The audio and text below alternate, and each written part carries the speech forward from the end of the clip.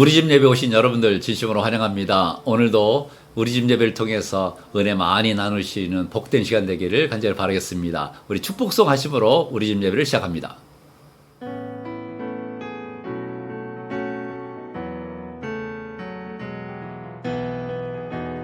하나님의 사랑이 당신의 삶 가운데 가득하기를 축복합니다.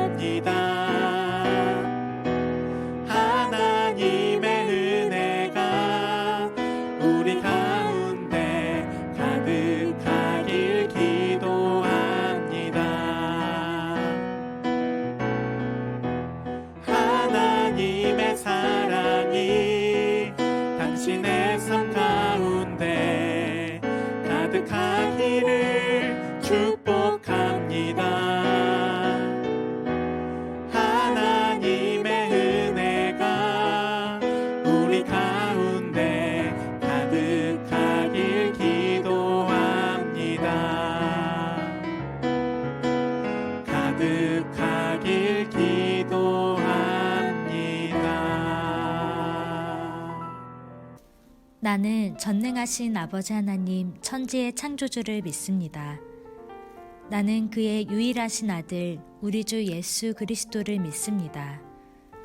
그는 성령으로 잉태되어 동정녀 마리아에게서 나시고 본디오 빌라도에게 고난을 받아 십자가에 못 박혀 죽으시고 장사된 지 사흘 만에 죽은 자 가운데서 다시 살아나셨으며 하늘에 오르시어 전능하신 아버지 하나님 우편에 앉아 계시다가 거기로부터 살아있는 자와 죽은 자를 심판하러 오십니다. 나는 성령을 믿으며 거룩한 공교회와 성도의 교제와 죄를 용서받는 것과 몸의 부활과 영생을 믿습니다. 아멘.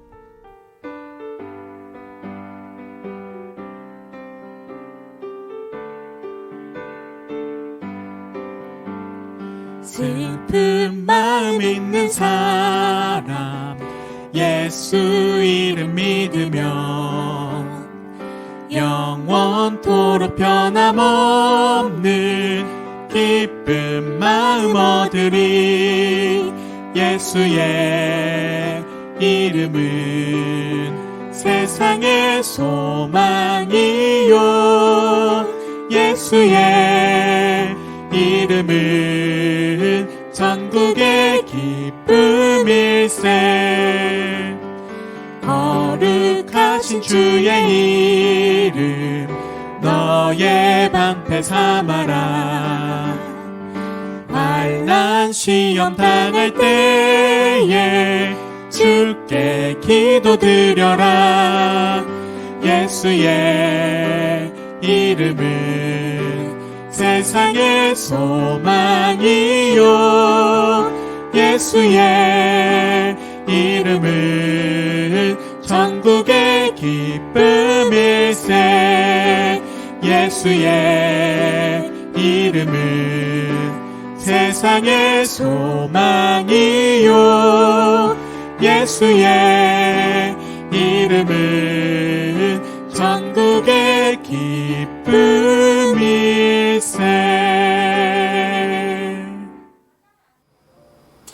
이번 순서는 우리 집 감사 일기 시간입니다. 한 주를 살아오면서 하나님에 대한 감사, 또 그리고 가족, 식구들 서로에 대한 감사, 감사의 시간에 우리가 이제 감사를 서로 나누면서 하나님의 은혜를 함께 나누는 귀한 시간 되었으면 좋겠습니다. 감사 일기 시간입니다.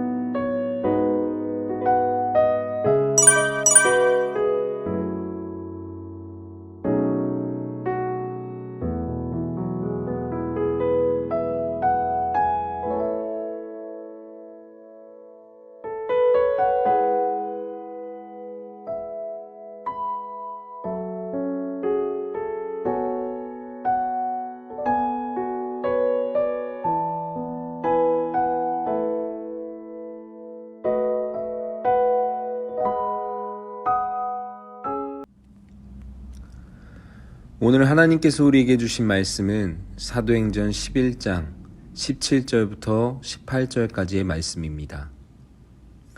그런즉 하나님이 우리가 주 예수 그리스도를 믿을 때에 주신 것과 같은 선물을 그들에게도 주셨으니 내가 누구에게 하나님을 능히 맡겠느냐 하더라. 그들이 이 말을 듣고 잠잠하여 하나님께 영광을 돌려 이르되 그러면 하나님께서 이방인에게도 생명 얻는 회개를 주셨도다 하니라. 아멘. 사람은 누구나 편견이 있습니다. 개인적으로도 그렇고 집단적으로도 그렇고. 그런데 이 편견이라고 하는 것이요, 상당히 오래 갑니다. 쉽게 고쳐지지 않는다는데 문제가 있습니다. 그리고 이 편견은 사실을 사실대로 보지 못하게 만드는 것이 이게 또 편견이고요.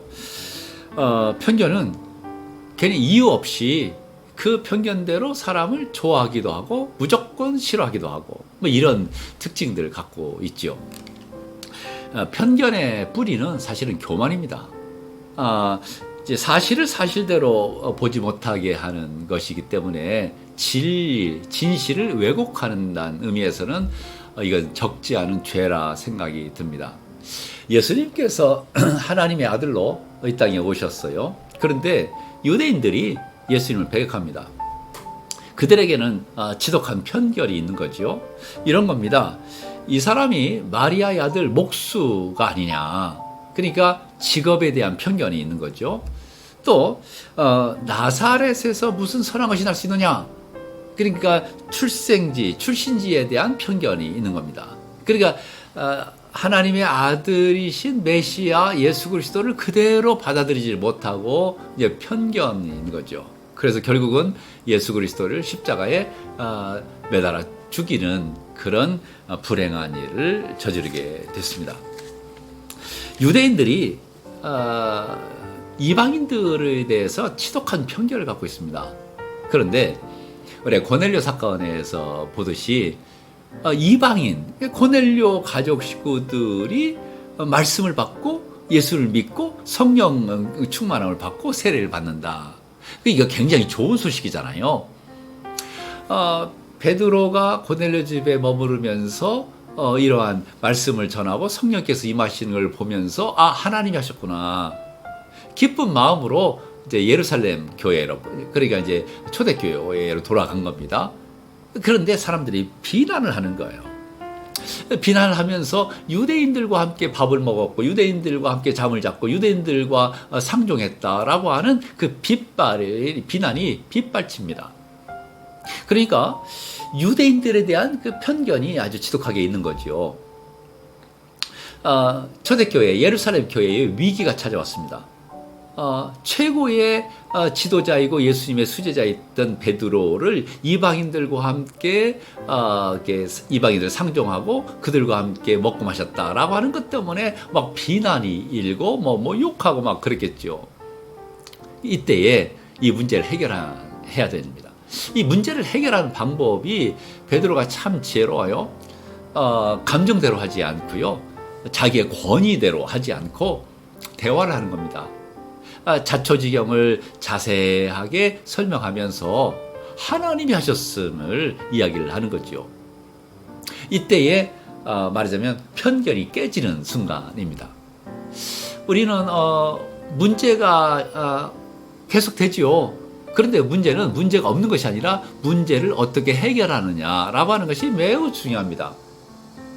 베드로와 예루살렘 교회에 있어서의 위기가 찾아왔을 때에 베드로가 대화를 하는 겁니다. 대화를 하죠. 그리고 하나님이 어떻게 하셨는가를 하나님 중심으로 함께 머리를 맞대는 거죠. 개인적으로도 그렇고 교회도 그렇고 또 사회도 대화를 하면서 궁극적으로는 우리 믿음의 사람들은 하나님이 원하시는 것이 뭐냐, 하나님이 어떻게 하셨는가, 하나님께서 말씀하신 것이 무엇인가, 이게 매우 중요한 사실이라고 하는 것을 깨달아야 됩니다. 우리 믿음의 사람들은요, 하나님의 말씀, 그러니까 성경, 기록된 하나님의 말씀이 우리의 삶의 표준이죠. 우리의 생각도 우리의 사상도 결국은 우리의 삶 전체가 다 성경에서 나오는 겁니다. 그래서 하나님께서 뭐라고 말씀하셨는가, 성경은 뭐라고 말씀하고 있는가가 우리에게 있어서는 매우 중요한 표준이 되어야 한다 하는 말씀입니다. 우리가 편견에서 벗어날 수는 없어요. 그러나 참된 믿음은 잘못된 편견을 깨뜨릴 수 있는 것이 진짜 믿음이 아니겠는가. 그러니까 우리는 나의 생각이 있어요. 나의 경험도 있고요. 자기 주장도 있고, 그런데 그것보다도 더 앞선 것은 하나님의 말씀이죠. 하나님께서 뭐라고 말씀하셨는가. 그래서 베드로 사도도 이 이방인의 문제로 교회가 시끄러워졌을 때에 대화합니다. 대화로 풀어갑니다. 뿐만 아니라 하나님께서 어떻게 하셨는가라고 하는 그 문제를 함께 논의하면서 하나님이 하셨습니다. 그때에 정말 은혜의 순간인데 모든 사람들이 하나님이 하셨음을 인정하면서 입을 닫습니다. 침묵합니다. 잠잠합니다. 그리고 하나님에게 영광을 올려보냈다. 참 멋있잖아요. 우리 개인도 그렇고 우리 교회도 하나님께서 하셨습니다 라고, 하나님의 뜻입니다, 그 앞에 모두가 다 한마음 한뜻이 되었으면 참 좋겠다, 이런 생각을 하면서 말씀 중심으로 살아가는 멋진 우리 믿음의 가족들 다 되시기를 주님의 이름으로 축복합니다. 이 시간은요, 우리 집 말씀 시간입니다. 오늘 전해들은 이 말씀을 나의 언어로 또 표현하는 것은 매우 의미가 있습니다. 짧은 시간이지만 가족 식구들 가운데에 우리 집 말씀을 함께 다시 나누는 시간을 갖도록 하겠습니다.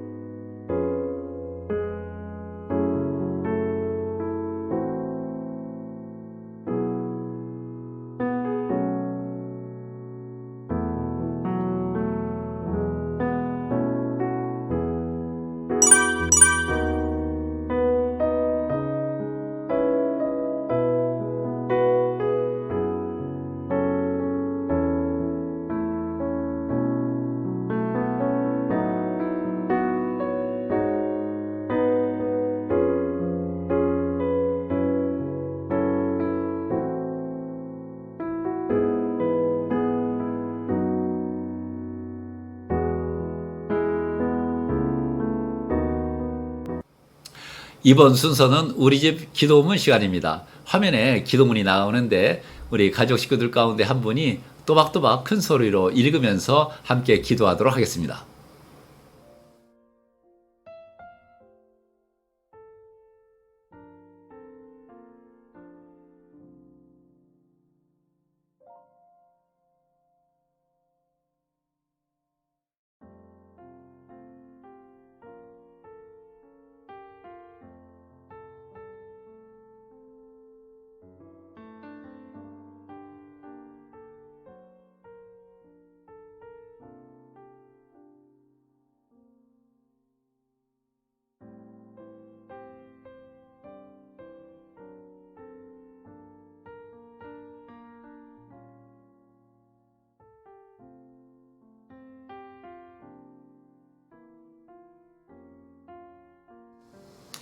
우리 집 예배 마지막 순서로 말씀 나눔 시간입니다. 화면에 이제 질문이 이제 세 가지가 나올 텐데 그 질문을 가지고 우리 가족 식구들끼리 좀 이야기를 하면서 함께 은혜를 나누는 시간이 됐으면 좋겠습니다. 충분히 나누시고 마지막은 주기도문으로 우리 집 예배를 마치면 됩니다.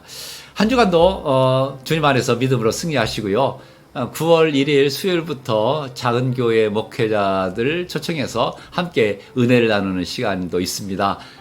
우리 성도님들도 많이 참석해 주시길 바라면서 한 주간도 주님의 은혜로 승리하시기를 주님의 은혜로 축복합니다.